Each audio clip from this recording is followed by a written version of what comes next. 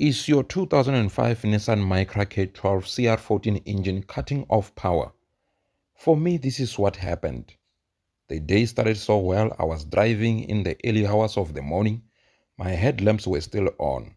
However, I could notice that my lights will dim off and on as I'm driving, though the car was driving smoothly, carrying forward with the journey. I traveled around 400 kilometers, and then on my way back, here is what happened.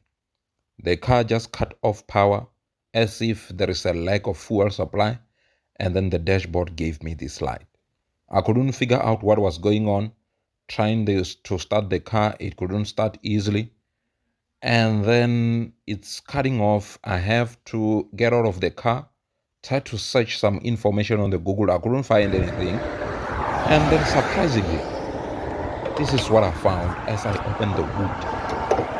I found that the red terminal on my alternator, the power supply cable is loose. Was so astonishing to discover it and to find it out. So for this cable, all I needed to do was to take my 10mm socket and then tightened the nut hard, tightening it hard, and then let's test the car and see what transpires after tightening that one.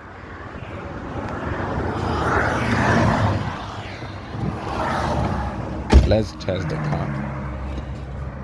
And then I started the car. I couldn't start with the first kick, struggling because the battery now power is very, very low.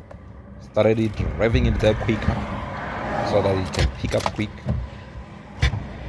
Started rev. Yes, there we go. The car now is idling normally. So now I need to go on with the journey. Back on the road, cruising nicely, pushing hard on my accelerator, 3000 rev per minute. Let me try to pick up 220 km per hour and see if the car cuts off the power. There we go. The car is driving at 120 km per hour.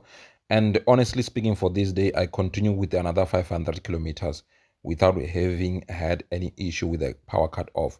So normally tighten your power supply cables from time to time on K12. It will save life.